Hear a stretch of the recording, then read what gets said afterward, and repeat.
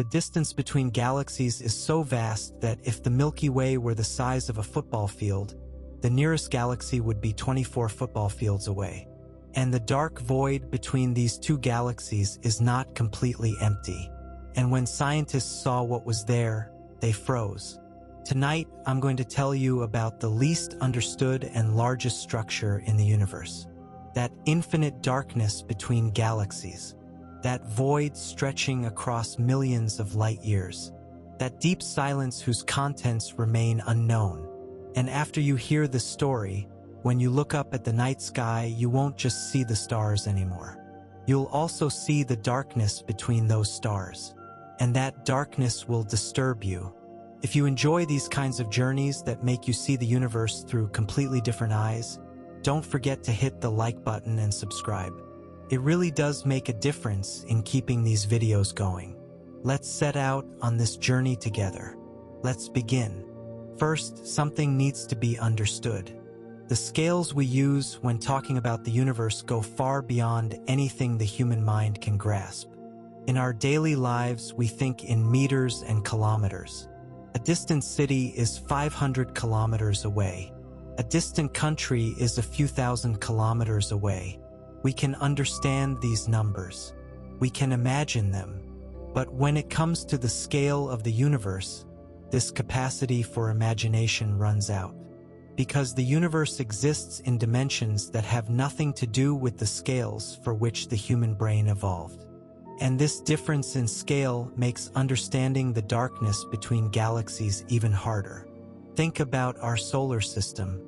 The distance from the Sun to our nearest planet Mercury is about 77 million kilometers. The distance from the Sun to our farthest planet Neptune is 4.5 billion kilometers. That is an incredibly large distance. If we wanted to drive there, traveling non-stop at 100 kilometers per hour, it would take about 5,000 years to reach Neptune. 5,000 years. The span of time since the Sumerian civilization, just to reach the outermost planet of our solar system. But compared to the scale of the universe, that distance is as small as an electron next to an atom. The diameter of our Milky Way galaxy is about 100,000 light-years.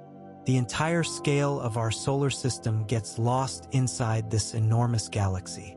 The Milky Way contains approximately 200 to 400 billion stars, each one perhaps similar to our Sun, perhaps larger, perhaps smaller, but each one a real, shining, burning sun. And the Milky Way is just one of approximately 2 trillion galaxies in the observable universe. 2 trillion. 2 trillion. Think about that number. If you spent 1 second on each galaxy, counting all the galaxies would take more than 63,000 years. Nearly half the time that has passed since Homo sapiens first appeared. Now let's get to the real subject. How are these 2 trillion galaxies positioned relative to each other? The answer to this question is one of the most critical pieces of understanding the universe. Because galaxies are not randomly distributed throughout the universe. The way they are positioned forms the largest structure in the universe. And when we understand this structure, we also begin to understand what the darkness between galaxies actually is. In the 1980s and 1990s, astronomers began conducting large galaxy mapping surveys. They recorded the positions of hundreds, then thousands, then millions of galaxies. This work took years. Enormous datasets were compiled, and when these data came together, an incredible picture emerged. Galaxies were forming a network structure throughout the universe, the cosmic web. This web's threads contained galaxy clusters and superclusters, and at the nodes where threads intersected were enormous structures where galaxies were most densely concentrated. The first simulations showing this cosmic web structure were made in the mid-1980s. These simulations, which required extremely demanding calculations for the computers of that era, matched real observations to a remarkable degree. So the universe really is organized like a giant web. Thin filaments, dense nodes, and the enormous voids stretching between them. This structure is both fascinating and unsettling. Fascinating because it shows that such a large structure exists. Unsettling because we are inside one of the billions of galaxies lost within this structure. But what was between the threads of this web? Large, wide, nearly completely empty regions. Voids. These regions are so enormous that there are almost no galaxies inside them. Or if there are, extremely few. The diameters of some voids range between 300 million and 1 billion light-years. Stop. Think about this. The diameter of our Milky Way galaxy is 100,000 light-years. Some voids are 10,000 times the size of the Milky Way. This number is literally impossible to comprehend. But it's real. And the question of what exists inside these voids is one of the biggest questions in modern cosmology. So are these enormous dark voids between galaxies truly completely empty? The answer is both yes and no. Yes, because the density of galaxies in these regions is extremely low. No, because they are not completely empty. And what exists inside them forms one of the biggest questions in modern physics and cosmology. Let's unpack this question layer by layer. To understand space, we first need to understand space itself. Space appears intuitively empty.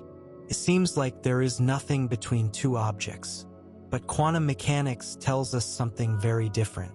There is no such thing as completely empty space. There is a concept called zero-point energy. According to this, at the most fundamental level of space, pairs of virtual particles are constantly forming and annihilating. An electron and a positron, a quark and an antiquark. They exist for a brief moment, then destroy each other. This process continues uninterrupted everywhere in the universe, at all times. This shows that space is never truly empty in any real sense. There is always everywhere quantum-level activity, invisible but real. But beyond this quantum foam, there are things that physically exist in the space between galaxies. And understanding these is the key to grasping the true nature of intergalactic darkness. First, cosmic radiation. Light, radio waves, X-rays, gamma rays, and ultraviolet radiation emitted from galaxies, stars, and active galactic nuclei all fill the space between galaxies. In whichever direction you look out into the universe, there is definitely a galaxy in that direction. Perhaps very far away, perhaps extremely faint, but there. And the light from that galaxy travels through the space between galaxies to reach you, covering millions, billions of light years. This is why intergalactic space is completely filled with cosmic radiation. Invisible but everywhere. Alongside this is the cosmic microwave background radiation. This is the remnant of the Big Bang. Radiation left over from the earliest epochs of the universe. About 380,000 years later, when the universe had cooled enough, light was able to travel freely for the first time. And that light, having journeyed for 13.8 billion years, still exists. It reaches us from every direction, from everywhere. It fills intergalactic space. Its temperature is approximately 2.7 Kelvin, almost absolute zero, but it exists, and this radiation carries the entire history of the universe within it.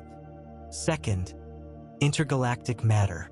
Just as there is matter in the space between stars, there is also matter between galaxies. But the density is extremely low. In the interstellar medium inside galaxies, there are on average a few atoms per cubic centimeter. In the space between galaxies, this number is far lower. On average, only a few atoms per cubic meter. Compared to the density of air in Earth's atmosphere, this is almost nothing. But considering the enormous volume of intergalactic space, this matter adds up to an extremely large total mass. The total mass of all intergalactic matter may be close to the total mass of matter inside galaxies. That is a striking fact. Third and most interesting, hot intergalactic gas. This is an extremely sparse but extremely hot gas that covers much of the space between galaxies. Its temperature ranges between 100,000 and 10 million Kelvin. For comparison, the surface temperature of our Sun is about 5,800 Kelvin. The intergalactic gas is hundreds, even thousands of times hotter than the Sun's surface. But it is so sparse that measuring it directly is extremely difficult. Through X-ray telescopes, we were able to indirectly detect the existence of this gas. And what is its source? Most likely galaxies. Supernova explosions and active black holes in galaxies shoot energy and matter out into intergalactic space. Over time, this matter and energy mix into the intergalactic medium. Fourth, and the greatest mystery, the missing baryon problem. Normal matter consists of protons and neutrons, which physicists call baryons. We can calculate how many baryons should have been produced by the Big Bang. And in the observed universe, we can count all the baryons we see inside galaxies. The result is disturbing. The amount of baryons we see is only half of the amount that should have been produced. Where is the remaining half? This problem puzzled astrophysicists for years. And research in recent years suggests that these missing baryons are most likely hidden in warm-hot intergalactic gas. Extremely difficult to observe, but there, inside the intergalactic darkness, as an enormous gas structure stretching across millions of light years. And fifth, the greatest mystery of all, dark matter. We think there is 5 to 6 times as much dark matter as the observable mass of the universe. This matter emits no light. It does not reflect light. It does not interact with any electromagnetic radiation. It is impossible for us to see it directly, but we infer its existence from the movements of galaxies and galaxy clusters. In the 1970s, galactic rotation curve studies conducted by Vera Rubin and Kent Ford showed that the stars at the edges of galaxies were rotating much faster than expected. The only way to explain this speed was to assume an additional mass source far beyond the visible matter. That is dark matter. And this dark matter concentrates especially in the filaments of the cosmic web. But some of it exists in the voids too. Inside those enormous empty spaces, invisible but real. So how did these enormous dark voids between galaxies form? The answer to this question reaches back to the earliest epochs of the universe. Immediately after the Big Bang, the universe was in an extremely hot, dense, and homogeneous state. Matter was distributed at approximately the same density everywhere, but not completely homogeneous.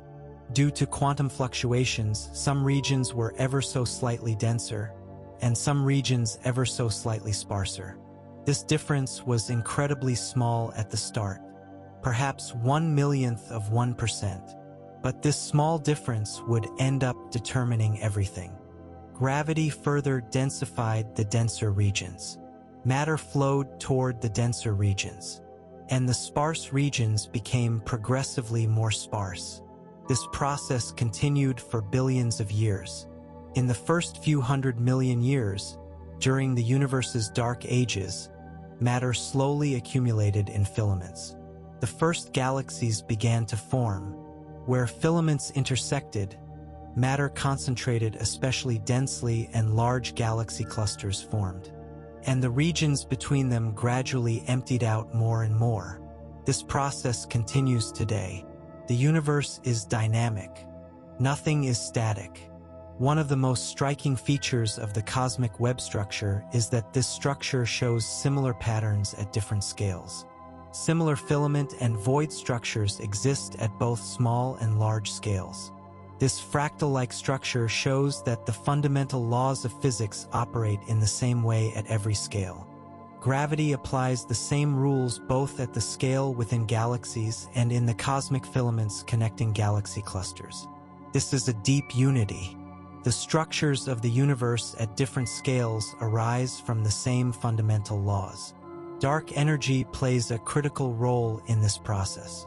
In 1998, astronomers discovered that instead of slowing down, the expansion of the universe was accelerating. This was an incredible discovery, because if we think that gravity pulls everything toward everything else, we would expect the expansion to slow down.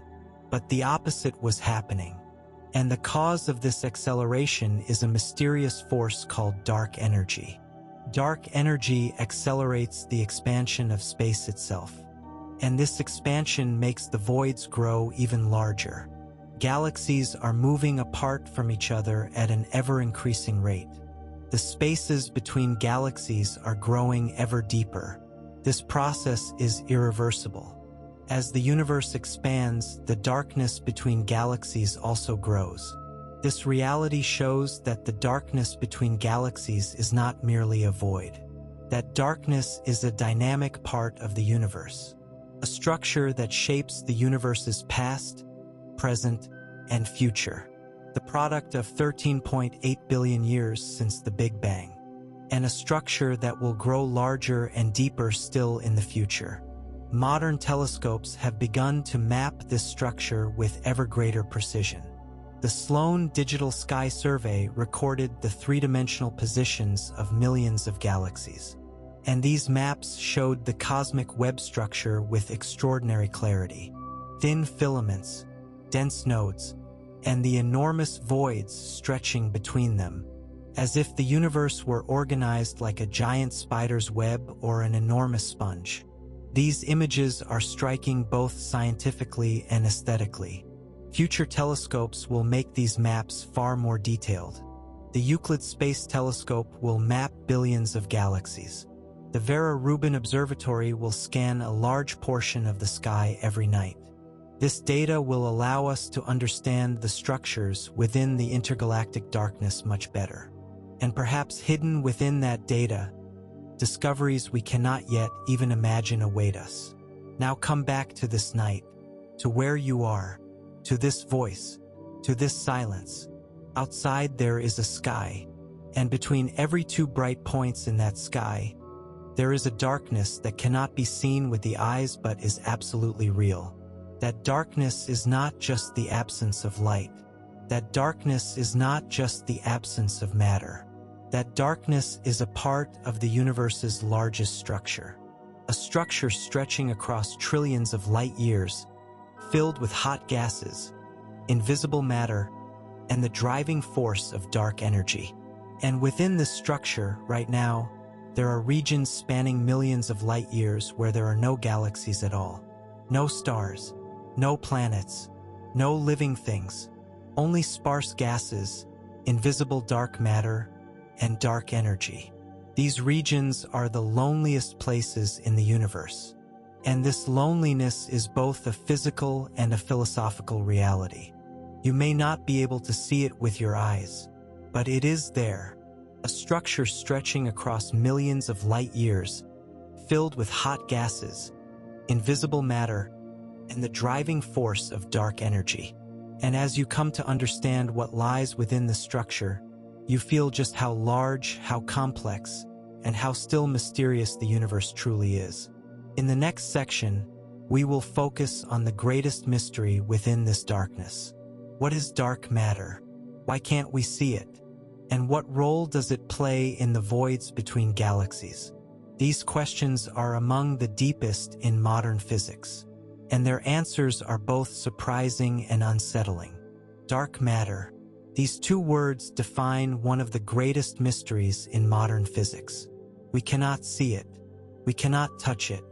No telescope can show it directly, but it is there. And within the darkness between galaxies, this invisible matter forms one of the largest structures in the universe. Without understanding it, it is impossible to understand the darkness between galaxies. First, a question needs to be asked. How do we know dark matter exists? If we can't see it, how did we discover it? The answer to this question is one of the most beautiful stories in the history of science. And this story begins on the long nights a woman spent at her telescope in the 1970s. Vera Rubin was an American astronomer. In the 1970s, she was measuring the rotation speeds of various galaxies. What was theoretically expected? Since most of the mass in a galaxy is concentrated at its center, the stars in the outer regions of the galaxy should rotate more slowly. Just like the planets in our solar system. Mercury rotates very quickly because it is closest to the Sun. Pluto rotates very slowly because it is very far away. This is a fundamental consequence of Newton's law of gravitation. But Vera Rubin's measurements showed something completely different. The stars at the outer edges of galaxies were rotating much faster than expected. Regardless of how far they were from the center, their rotation speeds remained nearly constant. This was in conflict with the fundamental laws of physics. Either the laws of physics were wrong, or there was a large amount of additional matter in galaxies that we could not see. Vera Rubin's findings were initially met with skepticism. It was thought there might be errors in the measurements. But over time, measurements made in different galaxies with different telescopes always gave the same result. Galaxies were creating a gravitational effect far beyond their visible mass. And the source of this additional gravity was an invisible type of matter. Dark matter. It emits no light. It does not reflect light. It does not engage in electromagnetic interaction. But it exists gravitationally. And this existence shapes galaxies, shapes the universe. The significance of this discovery is incredible, because it tells us this: everything we can see makes up only 5% of the mass of the universe. 5%. Stars, planets, nebulae, black holes, atoms, everything. All the matter we can observe. 5%. Where is the remaining 95%? Dark matter, 27%. Dark energy, 68%. So what we understand is 5% of the universe. What we don't understand is 95%. This is both humbling and exciting. So what exactly is dark matter? We don't yet know the answer to this question. This is one of the biggest open questions in modern physics. But there are many candidates. The most popular hypothesis is WIMPs, weakly interacting massive particles. These particles may have formed during the Big Bang and have been distributed throughout the universe ever since.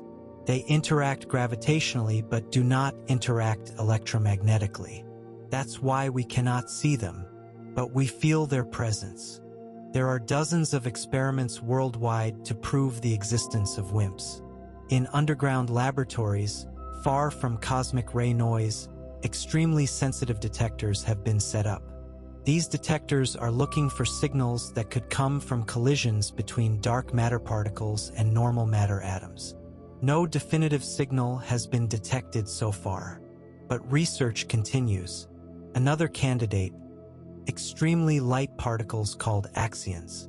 These are theoretical particles originally proposed to solve a problem related to the strong nuclear force. But calculations show that axions could be dark matter candidates. Different detectors are needed to detect axions, and research in this area is gaining momentum. Another candidate, sterile neutrinos. Normal neutrinos are extremely light particles. Trillions of neutrinos from the sun pass through our bodies every second, but they very rarely interact. Sterile neutrinos are similar particles but heavier and less interactive. Theoretically, they could be dark matter, but this has not yet been proven. And beyond all of these, a completely different possibility. Perhaps dark matter doesn't exist. Perhaps the laws of gravity work differently at large scales. Modified Newtonian dynamics, or MOND for short, argues for this idea. It suggests that gravity behaves differently below a certain acceleration threshold. This theory can explain galaxy rotation curves without dark matter. But it struggles to explain galaxy clusters and large-scale structures.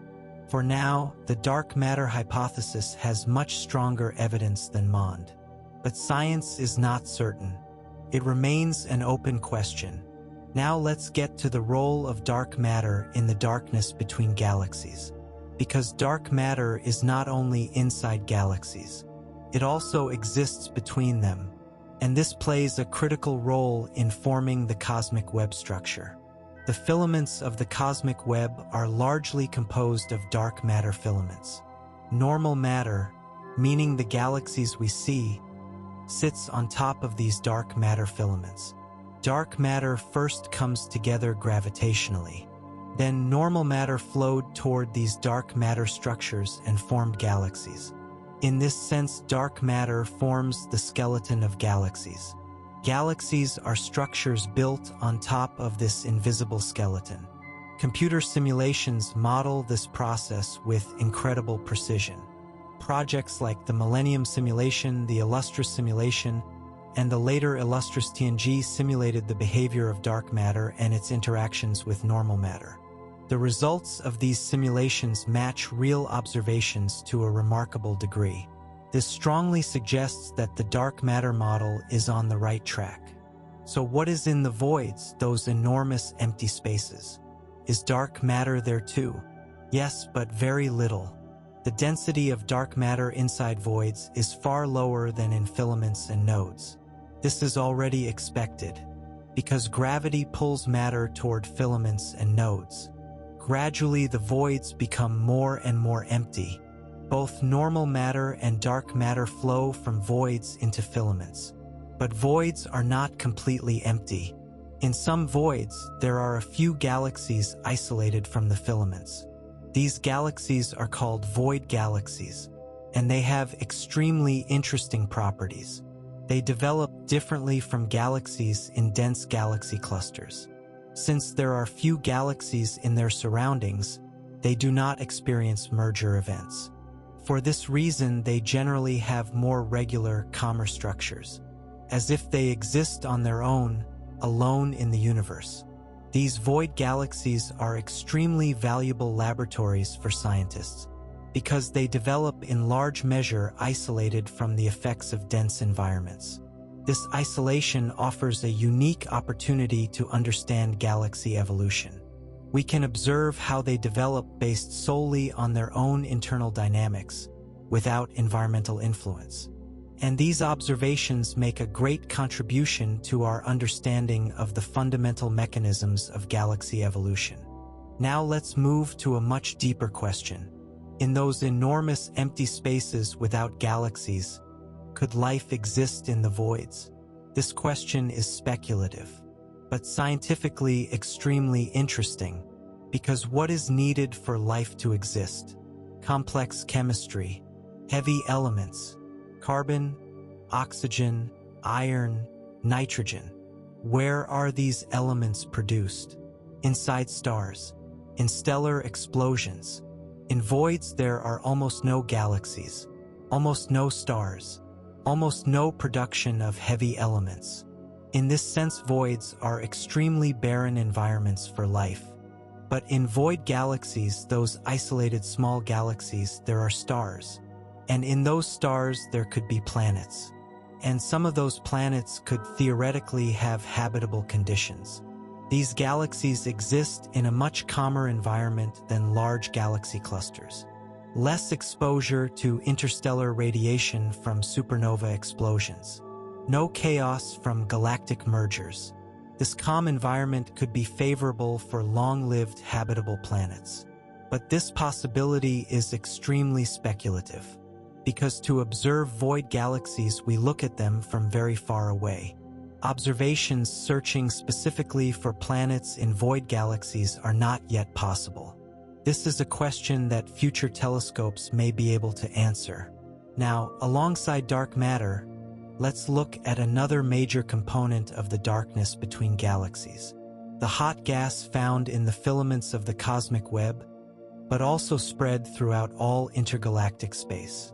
This gas is one of the largest components of the intergalactic medium, and it is extremely difficult to detect, because it cannot be seen with the naked eye, cannot be seen directly with radio telescopes either.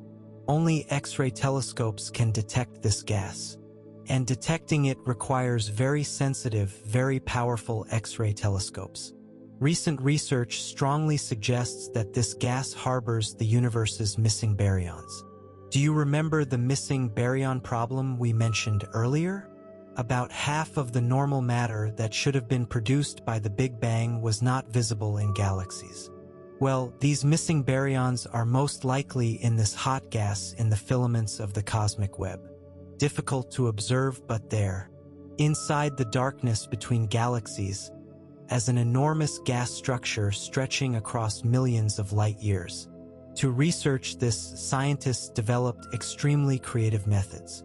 It is possible to detect these gas clouds by examining how light from distant quasars changes as it passes through intergalactic gas clouds. Quasars are extremely bright, active black holes at the centers of galaxies, the brightest objects in the universe. And this light coming from far away carries the trace of every gas cloud it has passed through along the way. By analyzing these traces, we can map the intergalactic gas. Great progress has been made in recent years with this method. In particular, the Hubble Space Telescope and the European Space Agency's XMM Newton X-ray telescope collected incredible data about the intergalactic medium. And this data shows just how active and how complex the darkness between galaxies actually is. Another notable phenomenon in the intergalactic medium: shock waves. During collisions between galaxy clusters or the collapse of large structures, enormous shock waves form. These shock waves heat and accelerate the intergalactic gas. And this process largely shapes the dynamics of the intergalactic medium, as if intergalactic space is not a quiet, calm void. On the contrary, an active environment where there is constant energy transfer, matter flow, and massive shock waves. So besides dark matter and intergalactic gas, what else is in the darkness between galaxies? Cosmic rays. These are extremely high-energy particles. Protons, helium nuclei, and nuclei of heavier elements. These particles, moving at speeds close to the speed of light, constantly pass through intergalactic space.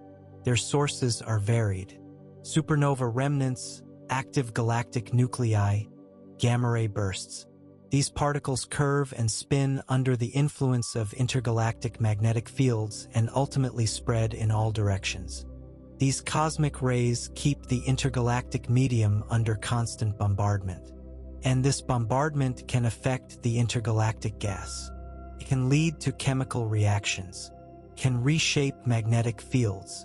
The darkness between galaxies is in this sense also an extremely active environment. Magnetic fields. There are magnetic fields in intergalactic space. Extremely weak, but present. 1 billion times weaker than Earth's magnetic field.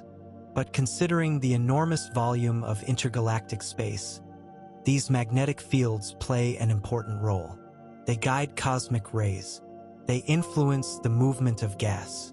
And through mechanisms still not fully understood, they contribute to the evolution of the intergalactic medium.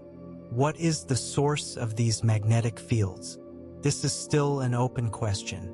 Do they remain from the Big Bang? Are they spreading from galaxies? Did they emerge during the formation of the cosmic web? All of these are possibilities. And answering this question is critical to understanding the evolution of the intergalactic darkness. Now take a step back and think about the whole picture. That dark void between galaxies looks at first glance simply empty and meaningless. But actually what a complex environment it is.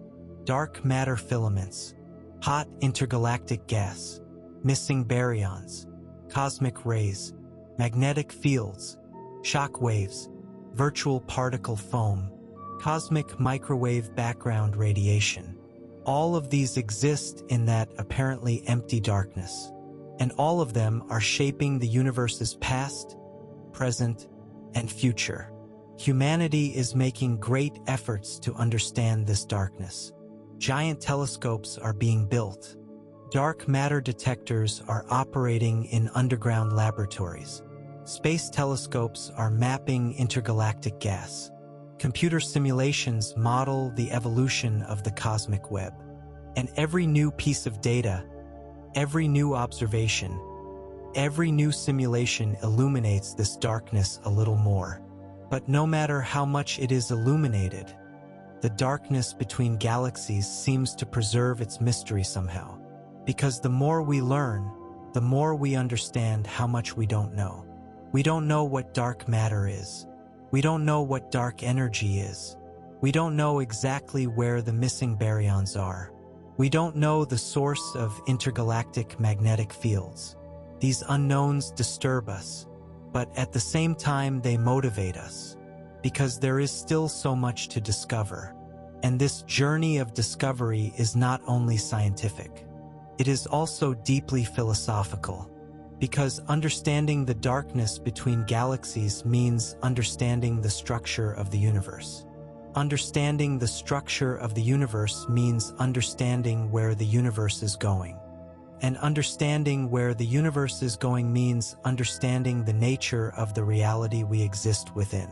When you look up at the night sky tonight, imagine all this invisible richness in the darkness between those stars. Dark matter filaments, hot gases, cosmic rays, they are there, unseen but real, and their existence shapes everything, holding galaxies together, forming the universe's large structure, and for billions of years, silently in that darkness, shaping the fate of the universe. In the next section, we will focus on the most mysterious and least understood component of this darkness: dark energy, that force accelerating the expansion of the universe, whose source we do not know, whose nature we cannot understand. And how will this force shape the future of the darkness between galaxies? Dark energy. These two words define the greatest mystery in modern physics. Even more mysterious than dark matter. We can at least feel dark matter through its gravitational effects. But dark energy is a completely different category. It is inside space itself, everywhere, always, and it may be the force that will determine the end of the universe. Think about 1998. That year, two independent astronomy teams simultaneously discovered something incredible: the Supernova Cosmology Project led by Saul Perlmutter, and the High Z Supernova Search Team led by Brian Schmidt and Adam Rees. These two teams, working independently of each other, were looking at distant type Ia supernovae.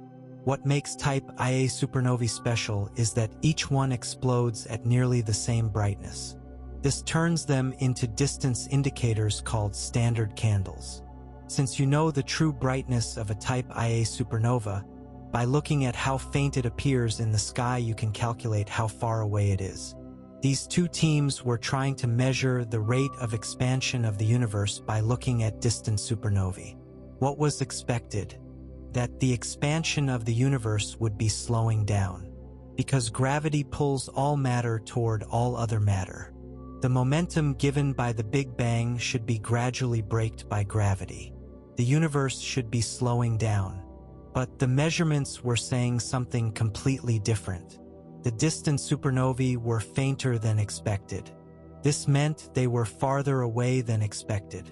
And this showed that the expansion of the universe was not slowing down but was in fact accelerating. When both teams encountered these results, they first looked for errors in their measurements.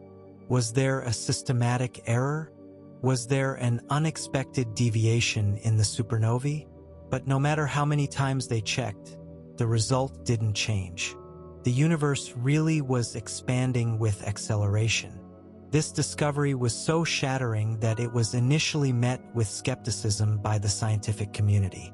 But over time, measurements made with different methods gave the same result. Cosmic microwave background radiation analyses, baryon acoustic oscillations, large-scale structure observations, all pointed to the same conclusion: the expansion of the universe is accelerating. And the cause of this acceleration is dark energy. Saul Perlmutter, Brian Schmidt, and Adam Rees were awarded the Nobel Prize in Physics in 2011 for these discoveries. But the paradox is that these scientists who received the prize still don't know what dark energy is. They proved its existence, but they couldn't understand its nature.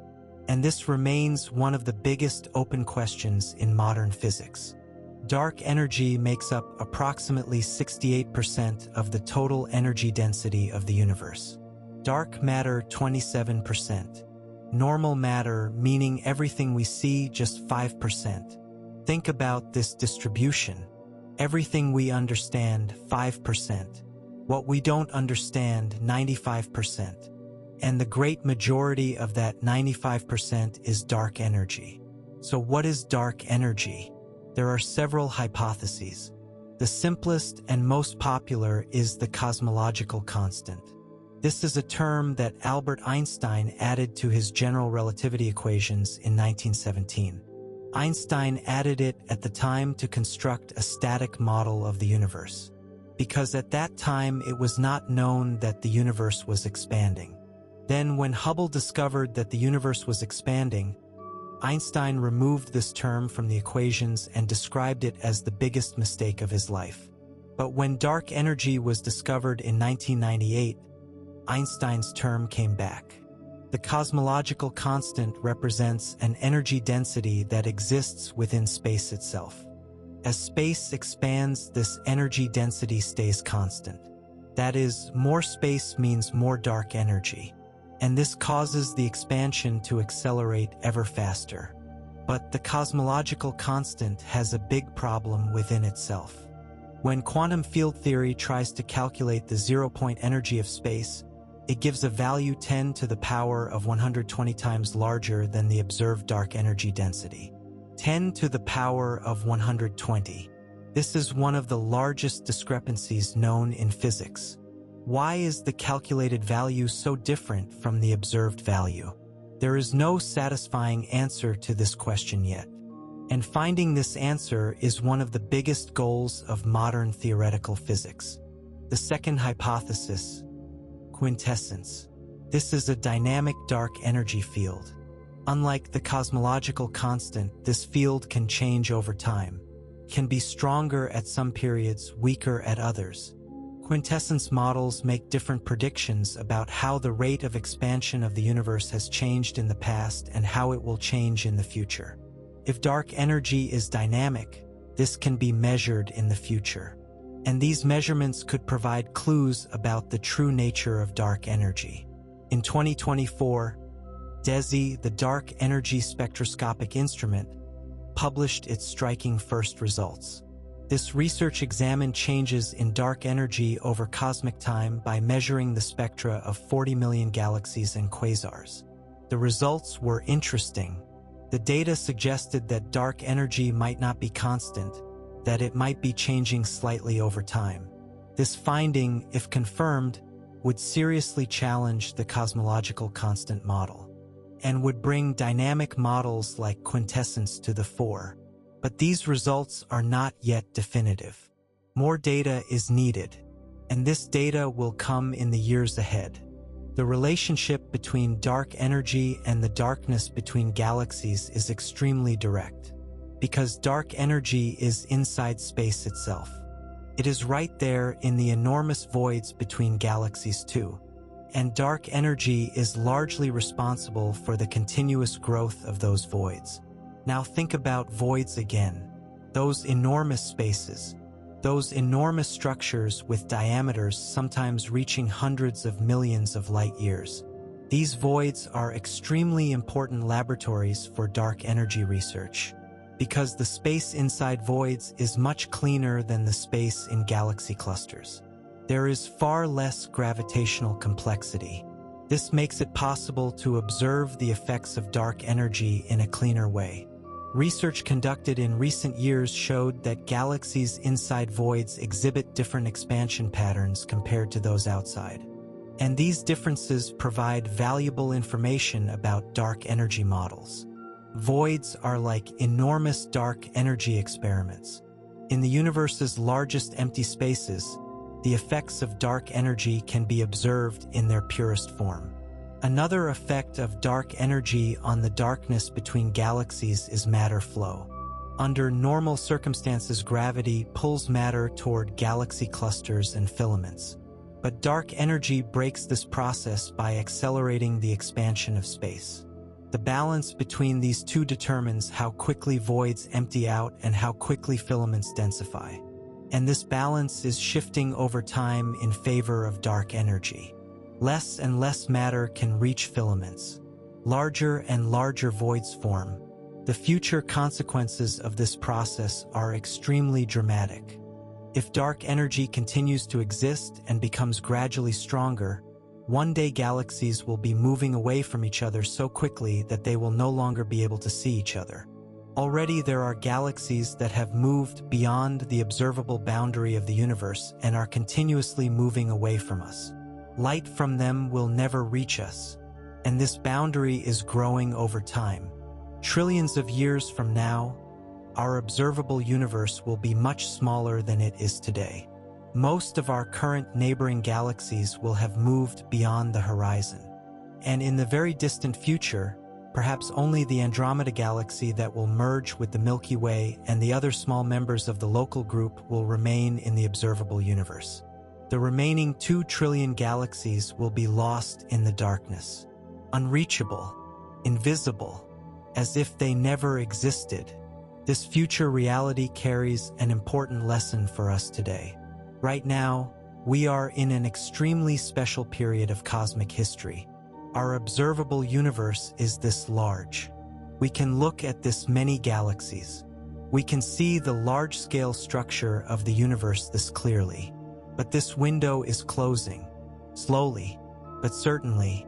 And the closing of this window means future civilizations will never be able to understand the true structure of the universe.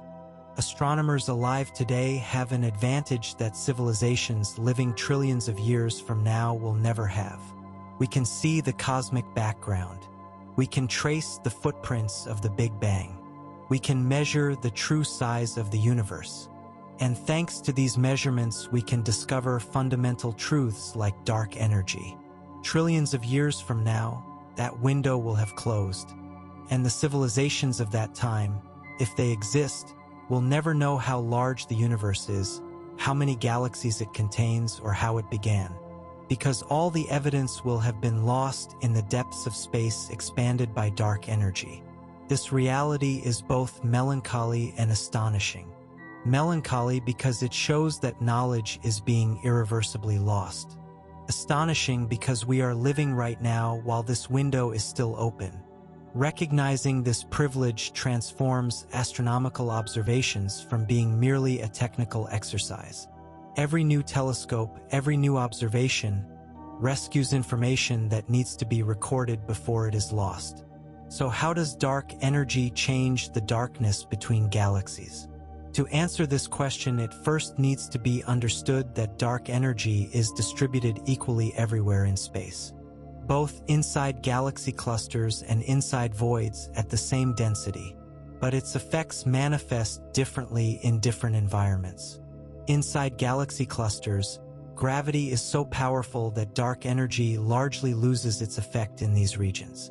That is, galaxy clusters remain gravitationally bound despite dark energy. The Milky Way and Andromeda will merge in the future, because the gravitational attraction between them is stronger than the expansive effect of dark energy. But in the enormous voids between galaxy clusters, gravity is very weak. In these regions, dark energy dominates, and this dominance causes voids to grow ever larger. The distance between galaxy clusters is increasing ever more. Filaments are gradually elongating and becoming more sparse. The cosmic web is dissolving over time, slowly, but irreversibly. This dissolution process will continue for billions of years. And in the very distant future, if dark energy becomes powerful enough, galaxy clusters too could dissolve. Galaxies could separate from each other. Star systems could break apart. This scenario is known as the Big Rip. In the Big Rip, dark energy becomes so powerful that it overcomes gravity, which holds everything together. First, galaxy clusters dissolve, then galaxies, then star systems, then planets, then atoms, and finally, space-time itself tears apart. Whether the Big Rip will occur depends on the behavior of dark energy. If dark energy behaves like the cosmological constant, meaning it stays constant, the Big Rip will not occur. The universe will expand forever, but at an ever-slowing rate. But if dark energy is dynamic and is gradually strengthening, the Big Rip is inevitable. And understanding the nature of dark energy is essential to answering this question. This is precisely why researching the darkness between galaxies today is so critical. Those enormous voids are unparalleled laboratories for dark energy research. The voids in those spaces show the purest effects of dark energy. And mapping those voids provides one of the most valuable pieces of data for understanding dark energy's behavior. Now let's get to a practical question. How do we conduct this research? How do we map the darkness between galaxies? And how do we measure dark energy? These questions involve the biggest technical challenges of modern astronomy. One method is measuring the distribution of galaxies. If dark energy continues to exist and gradually strengthens, it will affect how galaxies cluster in large-scale structures. Different dark energy models lead to galaxies being distributed in different ways. By measuring this distribution precisely, dark energy models can be tested. The DESI project is doing exactly this. By measuring the spectra of 40 million galaxies, it determined both their distances and their velocities. From this data, the three-dimensional distribution of galaxies was extracted with extraordinary precision. And this distribution was compared with the predictions of different dark energy models. Another method is weak gravitational lensing. Light coming from distant galaxies is bent by the matter in front of it. This bending depends on the mass and distribution of matter. Both normal matter and dark matter contribute to this bending.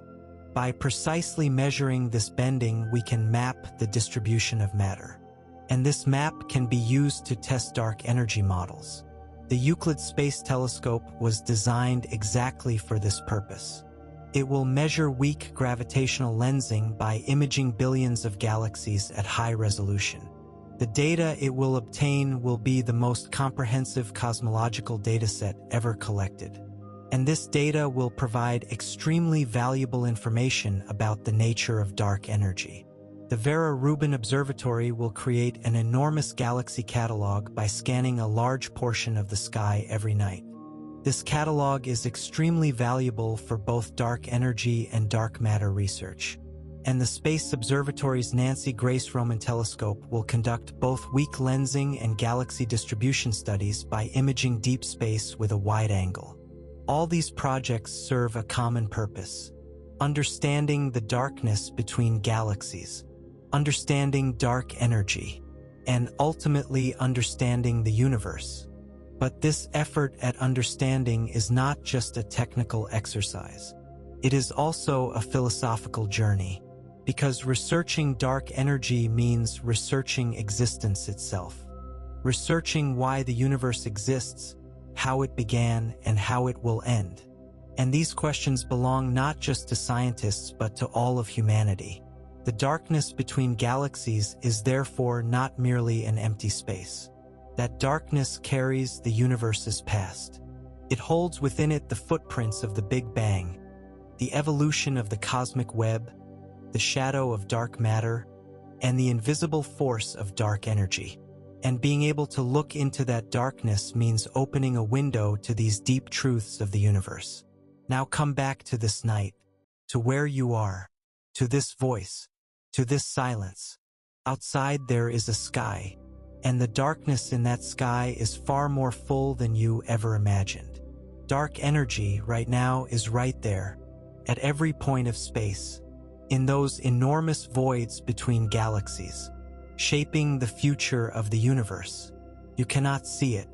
No one can. But it is there, and its existence will determine how this universe will end or how it will expand endlessly billions of years from now. When you look at the sky tonight, know that within that darkness there is an invisible but real force, a force holding the fate of the universe. and a force that humanity has not yet fully understood, but is making great efforts to understand. In the next section, we will focus on perhaps the most surprising truth within the darkness between galaxies. The filaments of the cosmic web, invisible but enormous structures. And within these filaments, in unexpected places, there are extremely interesting things. Understanding them helps us understand how the universe formed and how galaxies were born. The filaments of the cosmic web. These structures are the largest and most magnificent formations within the darkness between galaxies. Their lengths reach hundreds of millions of light years. Inside them, they contain galaxies, galaxy clusters, and invisible dark matter. And the things discovered inside these filaments in recent years have captivated scientists. Because these filaments are critical structures that help us understand why galaxies exist, how they formed, and how they evolved. And without understanding them, it is impossible to truly understand the darkness between galaxies. Let's first clarify what filaments are. There are three fundamental components in the cosmic web structure: nodes, filaments, and voids. Nodes are the enormous galaxy clusters and superclusters that form where multiple filaments intersect. Filaments are the long, thin bridges of matter that connect these nodes to each other.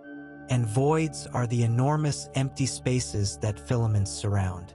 These three together form the universe's large-scale structure. And this structure is both fascinating and a reflection of the universe's fundamental physical laws. Imagine a filament, 500 million light-years long, a few million to a few tens of millions of light-years in diameter. Inside it, hundreds of galaxies, billions of stars, trillions of planets. And holding all of this together, a dark matter skeleton that is mostly invisible. This filament is a bridge of matter stretching across the middle of the darkness between galaxies. Even traveling at the speed of light from one end to the other would take hundreds of millions of years. Grasping this scale is nearly impossible. But it is real. What is inside filaments? The first and most visible component is galaxies. But galaxies in filaments are different from galaxy clusters at nodes. They exist in a less dense environment. They experience fewer galaxy merger events. And this difference greatly affects the properties of galaxies. Galaxies at nodes are generally larger, less active, more elliptical. Galaxies in filaments are generally smaller, more active, more spiral. This difference is not a coincidence. It is the direct consequence of the environment's effect on galaxy evolution. The second component is again dark matter. Filaments are largely composed of dark matter filaments. Normal matter, meaning the galaxies we see, sits on top of these dark matter structures. Dark matter forms the skeleton of filaments. Without this skeleton, filaments could not exist. Because normal matter alone cannot densify enough to form these enormous structures. Dark matter first came together gravitationally, and then normal matter flowed toward these dark matter structures. The third component is one of the most exciting discoveries in cosmic web filaments: hot filament gas. This is an extremely sparse but extremely hot gas with temperatures between 100,000 and 10 million Kelvin. And this gas may harbor a large portion of the missing baryons we discussed in the previous section. Observations in recent years are increasingly confirming the existence of this gas.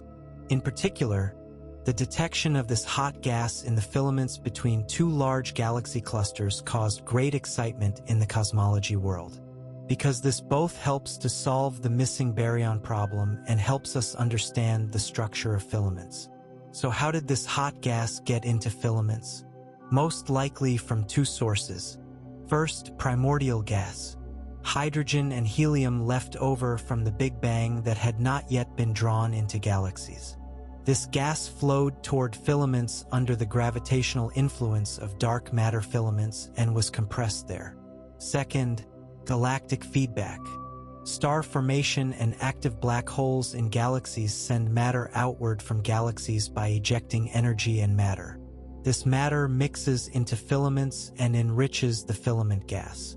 These two sources together form the hot gas in filaments. Another interesting property of the gas inside filaments is the heavy elements it contains. The Big Bang produced only hydrogen, helium, and a very small amount of lithium. Heavy elements like carbon, oxygen, iron, and nitrogen were synthesized inside stars and scattered into space by supernova explosions. Some of these elements remained in the galactic environment, but a significant portion reached filaments through galactic winds.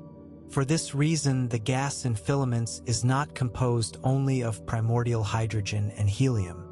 It also contains heavy elements, the products of stellar evolution. These elements are the fundamental building blocks of life, and their existence in filaments shows that filaments are not merely empty passages but an active chemical environment. Now let's look more closely at how filaments formed. This process is intertwined with the general formation story of the cosmic web. But filaments form the most striking chapter of this story. After the Big Bang, the universe began to cool rapidly. For the first 380,000 years, the universe was so hot and dense that light could not travel freely. Everywhere photons constantly scattering and a fog.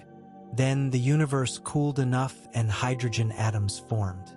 Light was freed and the universe became transparent.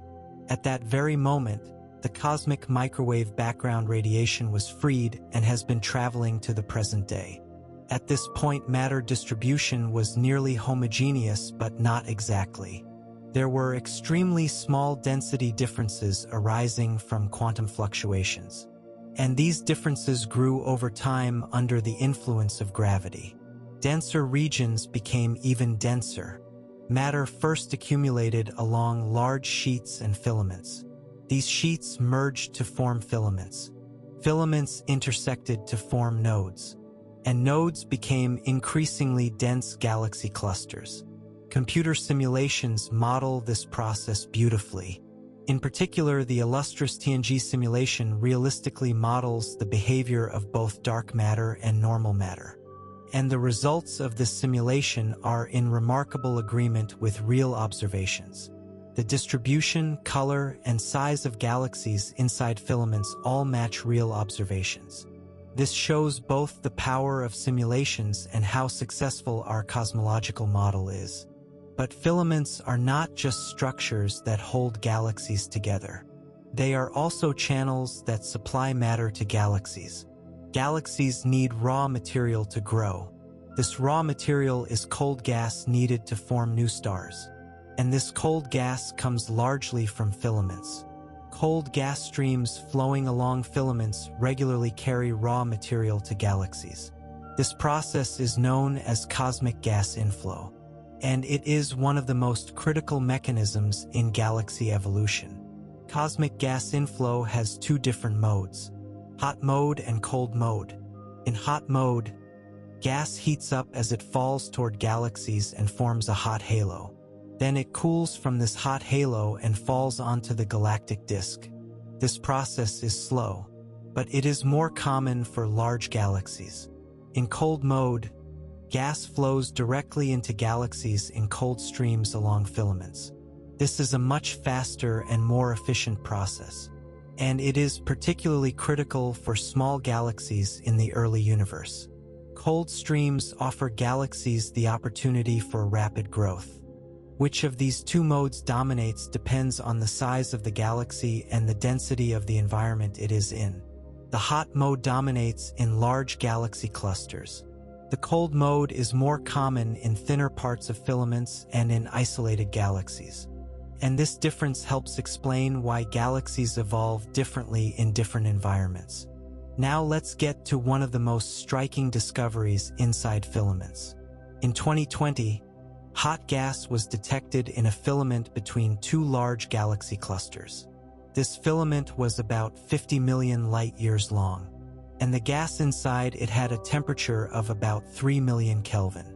This discovery was an important step toward solving the missing baryon problem, because calculations show that gas in this type of filament could harbor a large portion of the universe's missing baryons. But the significance of this discovery is not just about finding missing baryons. It also shows just how active and dynamic filaments are as structures. Filaments are not just static matter bridges. Inside them, there is constant matter flow, gas outflows from galaxies, cold gas streams, hot shock waves, magnetic fields, and all of this shows that the cosmic web operates like a living, dynamic organism. Filaments also emit radio waves. This radio emission originates from electrons accelerating in the magnetic fields inside filaments. Detecting this emission is extremely difficult, because it is extremely weak. But the latest generation radio telescopes, particularly Meerkat and Loafer, have begun to detect these faint signals. And these detections provide extremely valuable data for understanding the magnetic fields and cosmic rays inside filaments. What do magnetic fields do in filaments? First, they guide cosmic ray particles. These particles are ejected from supernova explosions and active black holes. The magnetic fields inside filaments capture and guide these particles. Second, they affect gas flows. Magnetic fields can slow the free movement of gas, and this affects filament structure. Third, they contribute to the heating of filaments. Magnetic reconnection events release energy and heat the gas. Another interesting property of filaments is the orientation of galaxies forming along them. Research shows that the rotation axes of galaxies aligned along filaments tend to be parallel to the filament axis. That is, the filament affects not just the position of galaxies but also their orientation.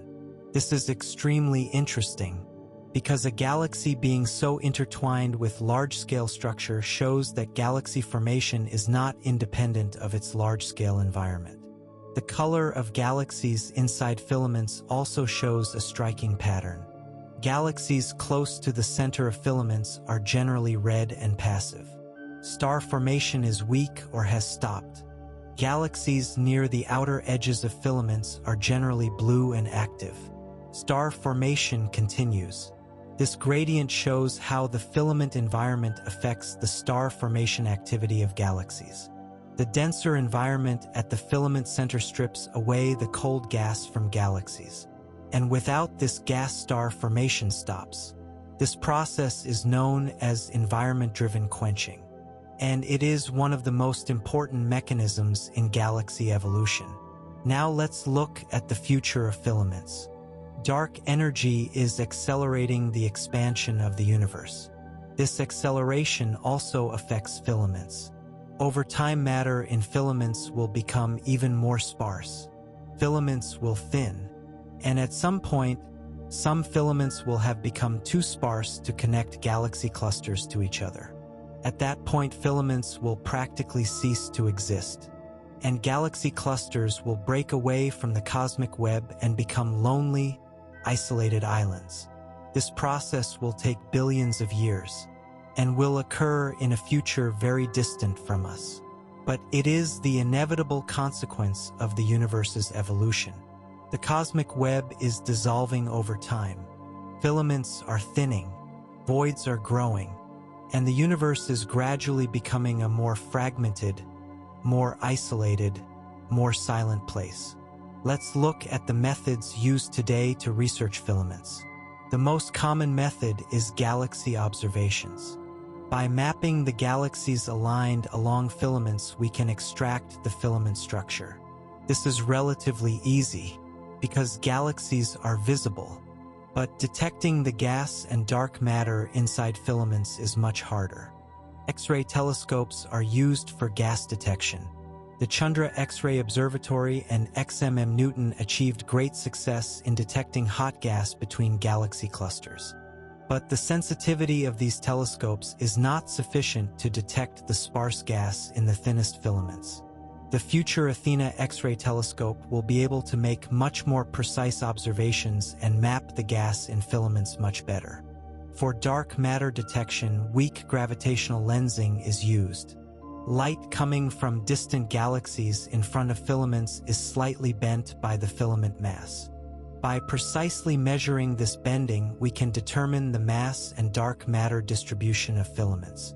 This method has made great advances in recent years, and the Euclid telescope will revolutionize research in this area. The Sunyaev-Zeldovich effect is also a powerful method used to detect gas in filaments. Cosmic microwave background photons gain slight energy when passing through a hot gas cloud. By measuring this energy change, we can detect hot gas clouds. This method gives extremely successful results, especially in detecting gas in filaments between galaxy clusters.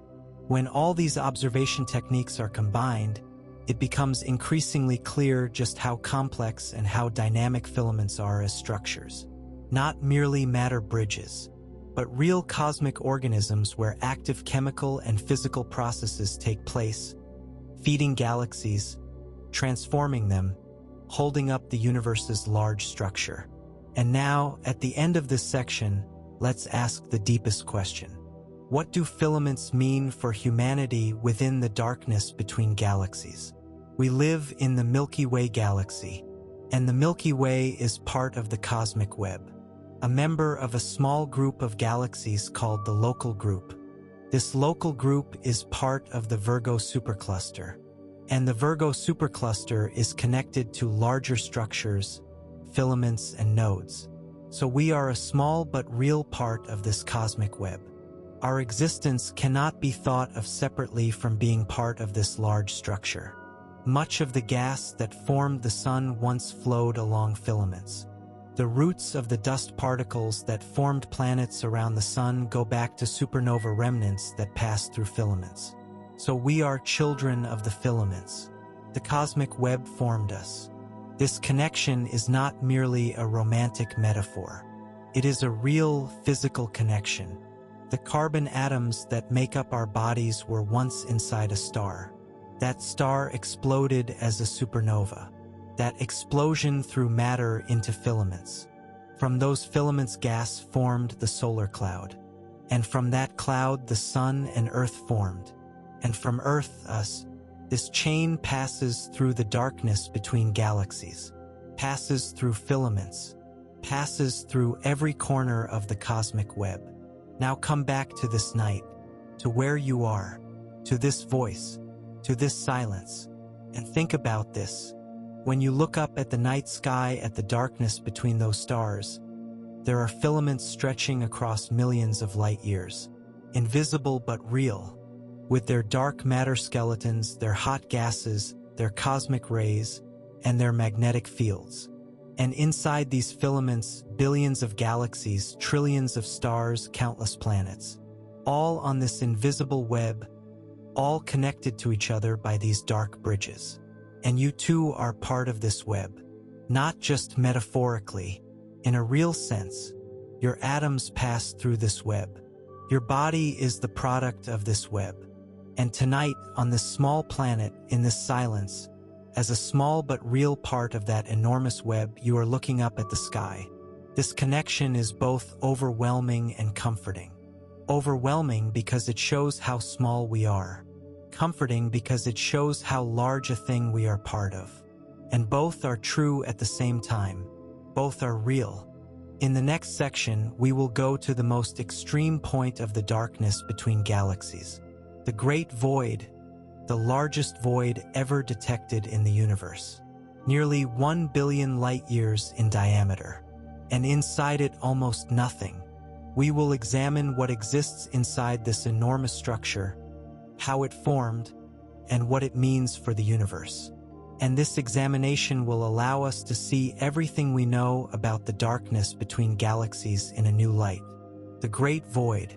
These two words describe one of the largest structures ever detected in the universe. Its official name is the Eridanus supervoid or the CMB cold spot void. But among scientists, it is generally referred to simply as the Great Void. Its diameter is approximately 1.8 billion light-years. The density of galaxies inside it is extremely low compared to its surroundings. And within this enormous void, there is a mysterious cold spot in the cosmic microwave background radiation. This cold spot has disturbed scientists for years, and it still has not been fully explained. First, some context is needed to understand the Great Void. The cosmic microwave background radiation is the remnant of the Big Bang. Photons that were freed about 380,000 years later when the universe had cooled enough. This radiation comes from every direction in the sky, and it is extremely homogeneous, at approximately the same temperature in every direction, but not exactly homogeneous. There are very small temperature fluctuations, a few degrees in a million, and these fluctuations carry the traces of matter distribution in the early universe. Analyzing these traces is one of the most powerful ways we have of understanding the universe. In 2004, astronomers detected an unusually large cold spot in the cosmic microwave background radiation in the direction of the Eridanus constellation. This spot was about 70 microkelvin cooler than expected. It seems like a small difference, but a cold spot of this size and scale was extremely difficult to reconcile with standard cosmological models, because such a large cold spot either had to be an extremely rare statistical fluctuation, or there had to be an underlying physical reason for it. So what was beneath this cold spot? In 2015, a research team led by Istvan Saputty discovered an enormous void in the exact direction of this cold spot. This void was approximately 1.8 billion light-years in diameter, one of the largest voids ever detected. And the relationship between this void and the cosmic microwave background cold spot is extremely strong, exactly on top of each other. This cannot be a coincidence. So how does this void create the cold spot? This question is explained through a mechanism called the integrated Sachs-Wolf effect.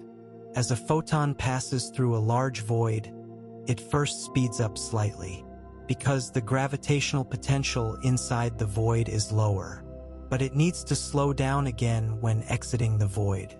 If the universe were static, these two effects would exactly cancel each other out. But since the universe is expanding, the void is growing. The void the photon enters is not the same as the void it exits, and this asymmetry results in the photon losing a little energy. That is, cosmic microwave background photons passing through this void cool slightly, and this cooling appears as a cold spot in the sky. But calculations give a disturbing result. The observed cold spot is much larger than the cooling this void could create. That is, the void explains the cold spot, but not completely. It explains part of it. A residual cooling remains. What is the source of this residual cooling? This question is still unanswered. And this lack of an answer is directing some scientists toward much more speculative ideas. The most striking speculative idea: a parallel universe. Some theorists proposed that this cold spot points to the place where another universe has come into contact with ours. According to the multiverse theory, during the Big Bang, different regions formed different universes, and these universes can sometimes interact with each other. If another universe collided with ours, the trace of that collision might be left in the cosmic microwave background radiation, and this trace might appear as a cold spot. This idea is extremely speculative. It is certainly not proven, but it is not completely impossible either. And the value of these kinds of speculative ideas is this: they force us to think differently. When we cannot explain the data we have, generating new hypotheses is one of the fundamental engines of science. And some crazy hypotheses turned out to be true over time. The Big Bang itself was also an extremely speculative idea at the beginning. What is inside the Great Void? Answering this question requires directly observing its interior, and that is extremely difficult, because there are very few galaxies inside. The number of objects to observe is extremely limited, but existing observations show some interesting things. First, inside there really are very few galaxies, but not zero. There are some galaxies, and these galaxies fall into a special category known as void galaxies. They have very different properties from galaxies in dense galaxy clusters. Generally smaller, generally more actively forming stars, and generally more isolated. This isolation turns them into extremely valuable laboratories for understanding galaxy evolution.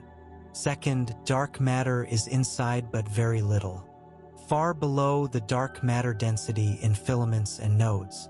This low dark matter density explains why there are so few galaxies inside the void. Without dark matter, normal matter cannot accumulate either, and galaxies cannot form. Third, the space inside is really expanding differently from its surroundings. Space inside the void is expanding faster compared to its surroundings. This shows that dark energy is more dominant inside the void. Because gravity is weak and dark energy operates inside this space with almost no resistance. This once again shows why voids are so valuable for dark energy research. Now let's go beyond the Great Void and look from a broader perspective. Looking at the large-scale structure of the universe, not only the Eridanus supervoid but other large voids exist too. The Capricornus supervoid, the Sculptor void, the Boötes Void. All of these are enormous voids with diameters reaching hundreds of millions of light years. And each one shows just how large and how deep the darkness between galaxies can be. The Boötes Void was discovered in 1981. Robert Kirshner and his team noticed that the number of galaxies in the direction of the Boötes constellation was dramatically lower than expected. Subsequent observations revealed that there was a void of about 250 million light-years in diameter in this region. There are very few galaxies inside the Boötes Void. At first they thought there were almost none. But later observations showed there was a small chain of galaxies inside. This galaxy chain formed a small cosmic web structure inside the void. Void within void. Filament within filament. The universe repeats itself at every scale. These small structures inside voids are extremely interesting, because even inside large voids, matter is not completely homogeneous. There are small density differences, and these differences over time turn into small filaments and small galaxy clusters. These small structures inside voids are a miniature reflection of the large-scale structure. This fractal-like property is evidence that the universe is governed by similar physical laws at different scales. Now let's return to the question of life inside voids. We briefly touched on this question earlier. But this question deserves more in-depth examination, because this is critical to understanding where in the universe life might exist. Star formation inside voids is extremely slow. Because the number of galaxies is few, intergalactic gas density is low, and matter flow is weak. This means that galaxies in voids are experiencing a shortage of raw materials. The gas needed to form new stars comes from filaments. And galaxies in voids are very far from these filaments. So gas supply is extremely limited. This situation implies that galaxies in voids have older stars and that active star formation is weak. And older stars are generally poorer in heavy element accumulation around larger planets, because heavy elements accumulate over generations of star birth and death. If star formation is slow, this accumulation is also slow. And this means fewer heavy elements necessary for life being available. But still, there are planets in galaxies inside voids. And some of those planets could theoretically have habitable conditions. These planets exist in a much calmer environment than those in large galaxy clusters. They are less exposed to interstellar radiation from supernova explosions, less gravitational disturbance from nearby galactic passages. This calm environment could be favorable for long-term habitability. Theoretically, life on a planet inside a void could undergo a very different evolution from life in galaxies in filaments or at nodes. More isolated, calmer, and perhaps much longer lived, because major destructive events are far fewer, but at the same time much lonelier, because when observing the universe, the sky would look much emptier. Fewer galaxies, fewer stars, a greater darkness. This thought is mentally extremely striking. Imagine a civilization existing on a small planet inside a void, surrounded by darkness stretching across hundreds of millions of light years. When that civilization looked up at the sky, what would it see? We live in the Milky Way and the sky is full of stars and galaxies.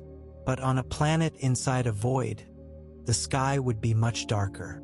Far fewer stars, far fewer galaxies, and perhaps that civilization would never understand the true size of the universe, because there were too few things they could observe. This thought tells us something very important. Observational cosmology is dependent on where we are. If we had been born somewhere different, we would know very different things about the universe, or would not know them. And this is a philosophical conclusion far beyond the merely scientific. Reality is not independent of the observer's position. Now let's move to a more practical topic. Let's look more closely at the methods we use to study voids. One of the most powerful methods is redshift surveys. Light coming from a distant galaxy shifts toward the red due to the expansion of the universe. This amount of redshift tells us how far away the galaxy is. By measuring the redshift of thousands, millions of galaxies, we can build a three-dimensional map of galaxies. And in this map, regions where there are few or no galaxies are voids. Large-scale surveys conducted with this method gave extremely striking results. The 2DF Galaxy Redshift Survey, the Sloan Digital Sky Survey, BOSS, the Baryon Oscillation Spectroscopic Survey. These projects revealed the large-scale structure of the universe with unprecedented precision by mapping millions of galaxies. And in these maps, the Great Void and other voids became strikingly visible. Another method of studying voids is the kinetic Sunyaev-Zeldovich effect, also known as the cosmic microphone effect. In this method, the effect of the cosmic microwave background radiation on voids is measured. Photons passing through a void show a slightly different temperature compared to those outside the void. By measuring this difference, we can determine the existence and size of voids. Gravitational lensing is also becoming an increasingly powerful tool for studying voids. Voids produce gravitational defocusing. That is, the images of galaxies behind voids spread slightly. By measuring this spreading, we can determine the mass and size of voids. And these measurements can be used to constrain both dark matter distribution and dark energy parameters. Future research promises revolutionary advances in these areas. The Vera Rubin Observatory will discover thousands of new voids by scanning a large portion of the sky every night. The Euclid telescope will provide extremely valuable information about dark energy by measuring weak lensing effects inside voids. And the Square Kilometer Array radio telescope will provide new data about magnetic fields and cosmic rays by detecting radio emissions in voids. The importance of this research is not only scientific. It is also critical for understanding humanity's place in the universe. Because understanding the universe means understanding ourselves. Understanding where we live means understanding where we came from, and understanding where we are going. Now let's get to the deepest point of this section. What does the darkness between galaxies and the voids within it tell us about the universe? Not just physical facts. Is there a deeper meaning in these enormous empty spaces? To answer this question, something first needs to be accepted. Voids are an inseparable part of the structure of the universe. Without filaments, there are no voids. Without voids, there are no filaments. They define each other. They give rise to each other. The existence of voids shows where matter has accumulated. And where matter has accumulated determines where galaxies formed. And where galaxies formed determines where stars and planets formed. And where stars and planets form determines where life could have emerged. So voids indirectly determine where we exist. We do not live inside a void. The Milky Way is in a relatively dense region of the cosmic web, inside the local group, connected to filaments. This position provided us with the heavy elements necessary for life. It provided us with the gas needed for star formation. It provided us with the chemistry enriched by galactic mergers. If we had been born inside a void, perhaps such complex chemistry would not have been possible. Perhaps life could not have evolved this quickly. Perhaps we would not exist. This thought is the cosmic version of the anthropic principle. The fact that we exist tells us something about where we are. Not just that Earth is at an appropriate distance from its sun, but also that the Milky Way is in an appropriate place in the cosmic web. For life to exist, not only the right star and the right planet are needed. The right galaxy and the right cosmic position are also needed. From this perspective, the darkness between galaxies is not just empty. That darkness defines the space where we exist. Without that darkness, we could not know where matter would concentrate, where galaxies would form, where stars would burn. That darkness is the address of our existence. We are on a blue planet orbiting an ordinary star in a small galaxy on a thin filament at the edge of that darkness. And this position is not random. It is the inevitable consequence of the universe's large structure. When you look up at the night sky tonight, see this in the darkness between those stars. That darkness is not just the absence of light. That darkness is the invisible side of the universe's largest structure, the product of billions of years of evolution. And without that darkness, there would be no shining stars either. This place where you exist would not exist either. The Great Void and other enormous voids show this reality most strikingly. 1.8 billion light-years in diameter, nearly completely empty. But this void is an inseparable part of the structure of the universe. And perhaps inside it, in the midst of that enormous darkness, in a few isolated galaxies, there are eyes looking up at their own sky, a much darker sky, and those eyes might be wondering about us too. Whether there is a being like them, whether there is someone somewhere like them. In the next section, we will bring all these stories together. What does the darkness between galaxies tell us about the universe? When we gather dark matter, dark energy, voids, and filaments all under one roof, what picture emerges? And what does this picture mean for humanity? These questions will take us to the deepest point of this video and this journey.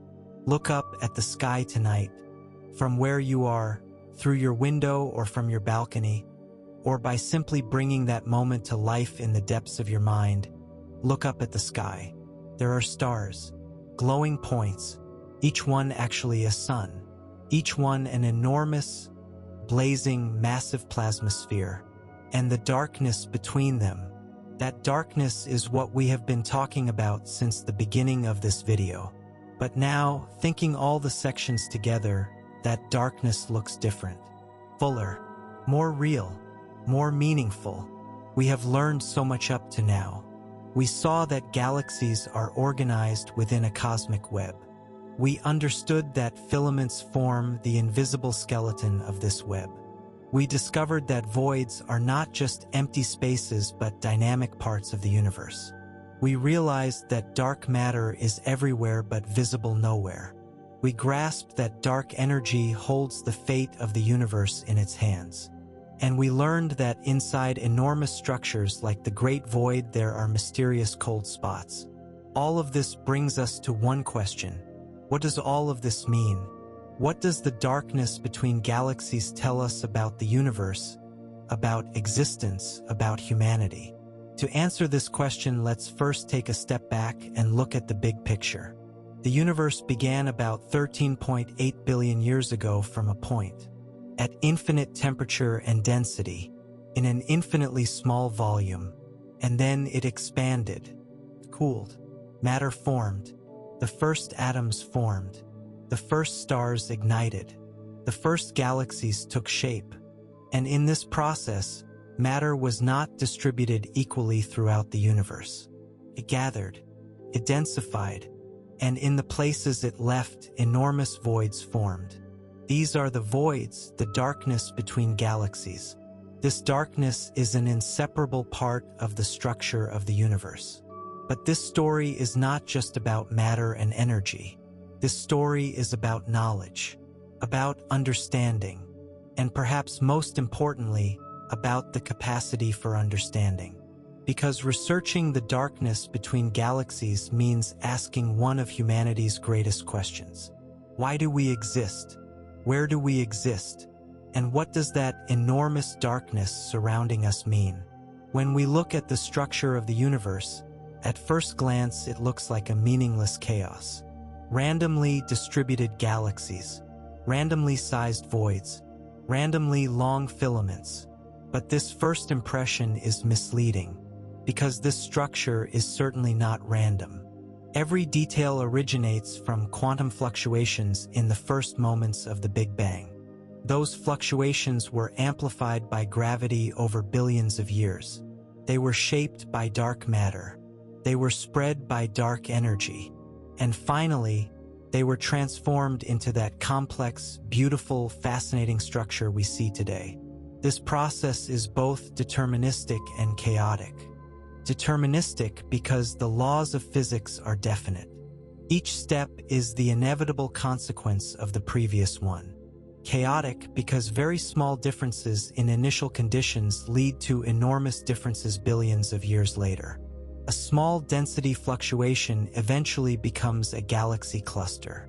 A small rarefaction eventually creates a void. This sensitivity explains both the richness and the unpredictability of the universe.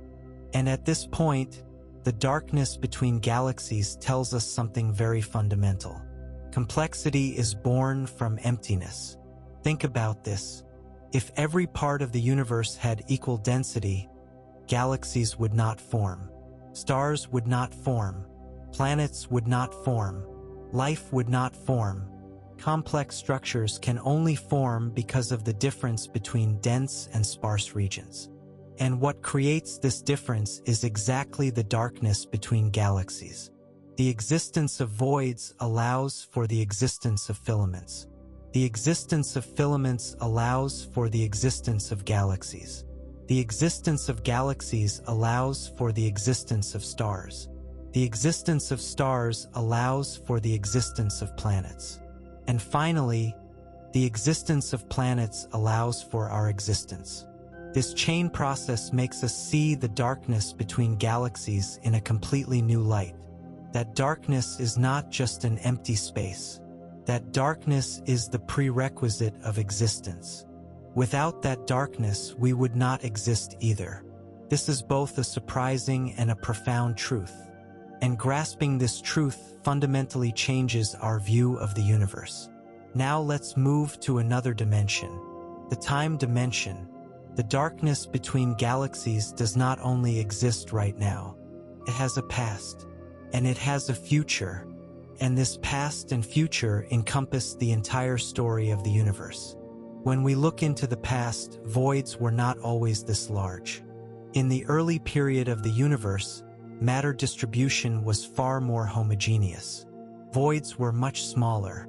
Filaments were much denser. A few 100 million years after the Big Bang, the universe looked completely different from today. Galaxy seeds everywhere. Matter flow everywhere. Dark energy not yet dominant. Gravity triumphant. And in this environment, the first galaxies are taking shape. The first stars are igniting. These first stars ended the dark ages of the universe. The matter formed along with the Big Bang, after converting to atoms, cooled and darkened for hundreds of millions of years. This period of the universe is genuinely called the Dark Ages, because there were neither stars nor light, just darkness and cooling gas, until gravity compressed the first gas clouds enough. And at that point, the first stars ignited, and the universe was illuminated. This illumination was one of the most dramatic moments in cosmic history. Those first stars were very different from today's stars. Very large, very hot, very short-lived. They lived for only a few million years. Then they exploded as supernovae. And those explosions scattered heavy elements into space. Carbon, oxygen, iron, nitrogen. Without these, chemistry is impossible. Without these, life is impossible. And these elements spread along filaments, mixed into the intergalactic medium, and eventually became the raw material for new generations of stars and planets. This process formed the chemical evolution of the darkness between galaxies. Each generation of stars was built on the legacy left by the previous generation. Each supernova enriched the intergalactic medium a little more. And today, as a result of this 13.8 billion year accumulation, heavy elements that make life possible are everywhere. In stars, in planets, in intergalactic gas clouds, even in the sparse gas of filaments. And you, your body, every atom in your body is part of this long history. Your carbon atoms were synthesized billions of years ago inside another star. When that star died, those atoms were scattered into space. They drifted along filaments, mixed into a gas cloud. That cloud condensed and formed the sun and earth. And finally those atoms formed you. You are made from atoms that passed through the darkness between galaxies. Not directly, but in a real sense. This reality is both melancholy and fascinating. Melancholy because it shows how temporary we are. Those atoms were in stars before you. They will be somewhere else after you. But fascinating because it shows what a large story we are part of. We are the latest link in 13.8 billion years of cosmic evolution. Temporary but real. Small but connected. Now let's look to the future. How will the darkness between galaxies change in the future? The answer to this question depends on the behavior of dark energy. And this uncertainty is both exciting and disturbing. If dark energy remains constant, meaning the cosmological constant model is correct, the universe will continue to expand forever. Voids will continue to grow. Galaxy clusters will move apart from each other. And in the very distant future, no galaxy except the local group and a few nearby galaxy clusters will remain in the observable universe. All those 2 trillion galaxies will be lost in the darkness, drawn beyond our observational horizon by the expansion accelerated by dark energy. And our sky will be much darker than it is today. This future is extremely important not only in terms of stars but also in terms of knowledge. Because as those galaxies disappear, the data that will come from them will also be lost.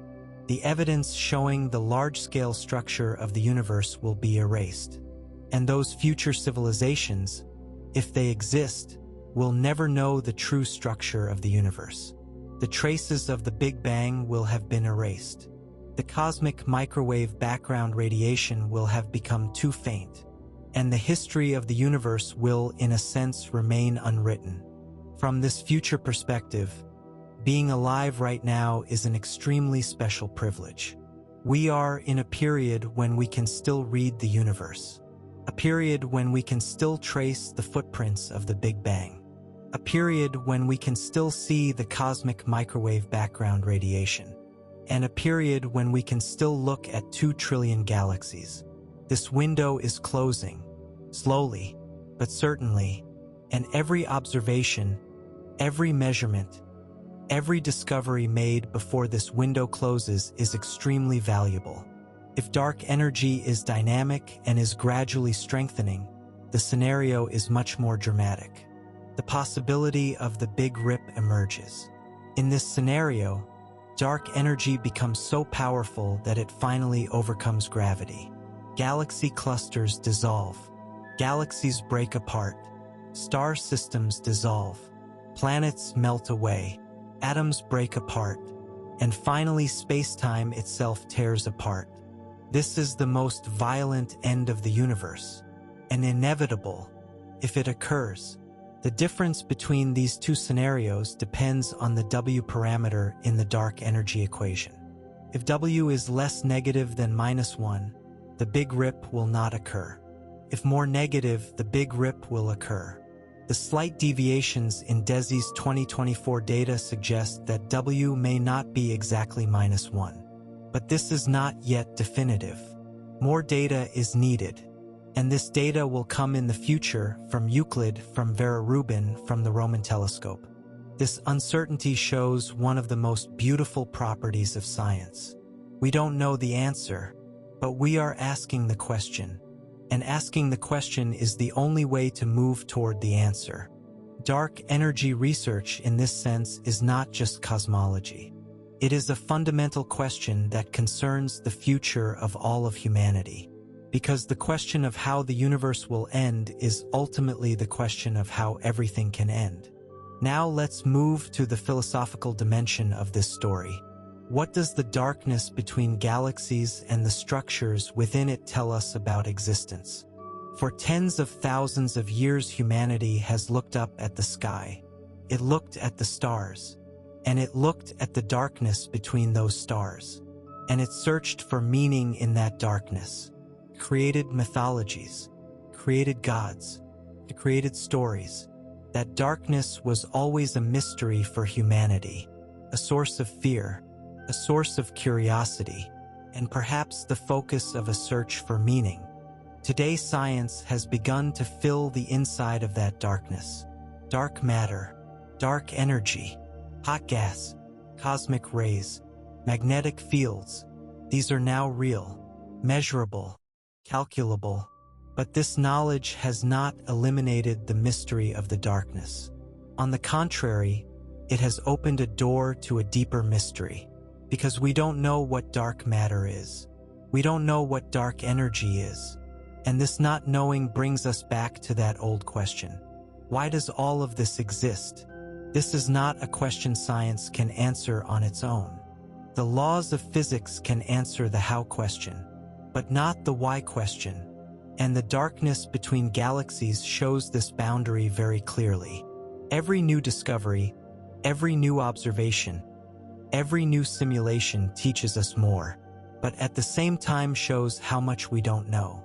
Knowledge does not reduce the mysterious. It enlarges the mysterious.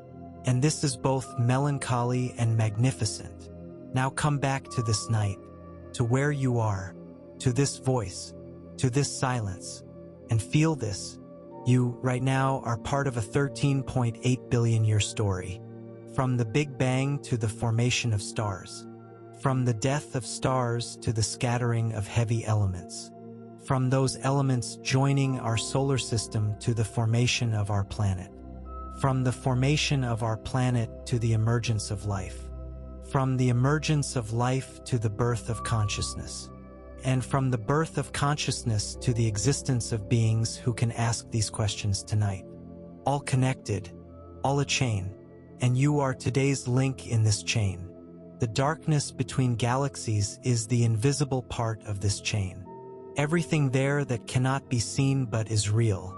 Dark matter filaments, enormous voids, hot gas clouds, cosmic rays, and the invisible force of dark energy. All of these are parts of this chain. Without them, you would not exist. This thought is both overwhelming and liberating. Overwhelming because it shows how small we are. The Milky Way is one of 2 trillion galaxies. The Sun is one of 200 billion stars. Earth is perhaps one of trillions of planets. And you are one of 8 billion people. This scale makes a person feel small, but at the same time liberating. Because within that smallness, right now, in this moment, you can understand the darkness between galaxies. You can think about dark matter. You can question dark energy. And this capacity for understanding and questioning takes you beyond being merely a small creature. Carl Sagan has a beautiful saying, "We are made of star stuff." Every atom that makes up our bodies was once inside stars. But I want to add something to this. We are made not just of star stuff, but also of the darkness between galaxies, of gas that passed through that darkness, of elements that drifted through that darkness, of clouds that slowly condensed within that darkness, and of star systems that took shape within that darkness. Darkness and light, together they formed you. The dark matter and dark energy that make up 95% of the universe have not yet been fully understood. And this is extremely humbling. We live within the 5% of the universe that we understand. And the world beyond that 5% is still largely mysterious. But this mysteriousness should not frighten us. On the contrary, it should motivate us, because every mystery contains a truth waiting to be discovered. And these discoveries expand humanity's capacity for understanding. Think about how far we have come in the last 100 years. In 1924, Hubble proved that Andromeda was a separate galaxy. Until that day, we thought the universe consisted only of the Milky Way. In 1929, he discovered that the universe was expanding. In 1965, the cosmic microwave background radiation was detected, the first evidence of the Big Bang. In the 1970s, dark matter was proven. In 1998, dark energy was discovered. In 2016, Proxima b was discovered. In 2019, the first photograph of a black hole was taken. And in 2022, the James Webb Telescope imaged the first galaxies of the universe. All of these discoveries in the last 100 years. In the last 100 years of the hundreds of thousands of years humanity has existed. And what we learned in these 100 years is many times more than what we learned in all of previous history. This momentum continues, and it is difficult to even predict what we will learn in the next 100 years. Perhaps we will learn the nature of dark matter.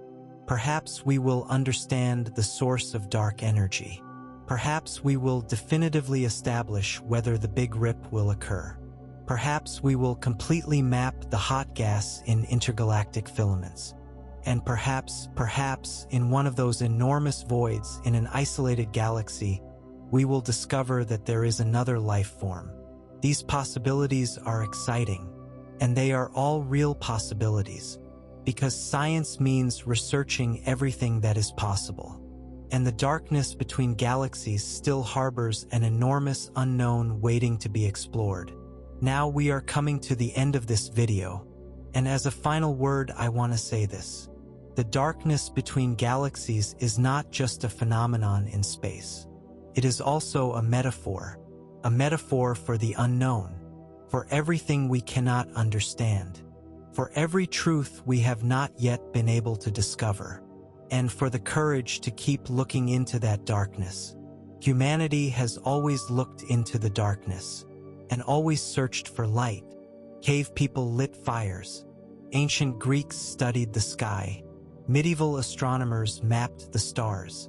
Modern scientists built telescopes. And today, researchers from all corners of the world are using enormous instruments to look into the darkness between galaxies.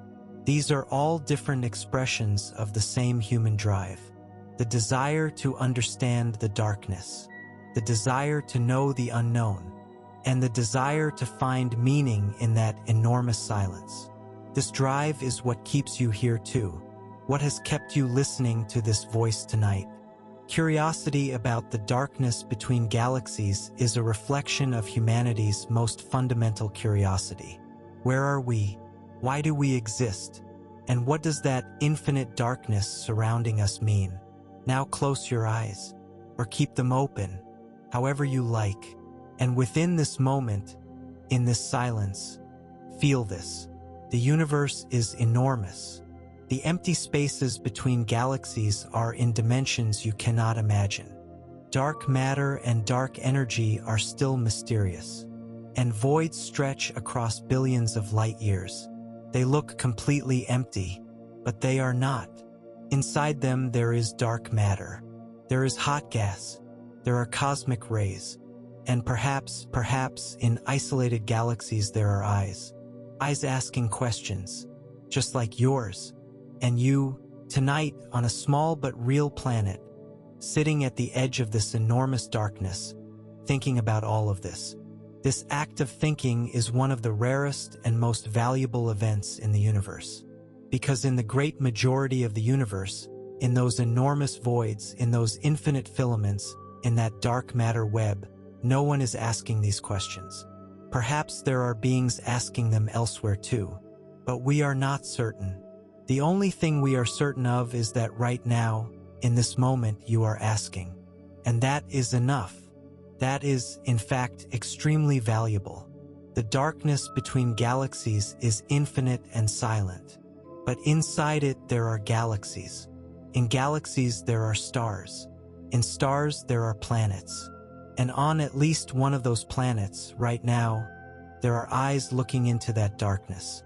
Minds asking questions. And the existence of those minds is a very small but incredibly important answer to that enormous darkness. Sleep now. Rest. The sky will still be there tonight. The darkness will still be there tonight. And everything inside that darkness, every secret, every mystery, will still be waiting to be explored tomorrow. But tonight, knowing is enough. There is something there. Invisible, but there. And knowing it exists makes that darkness a little less unfamiliar now. Good night.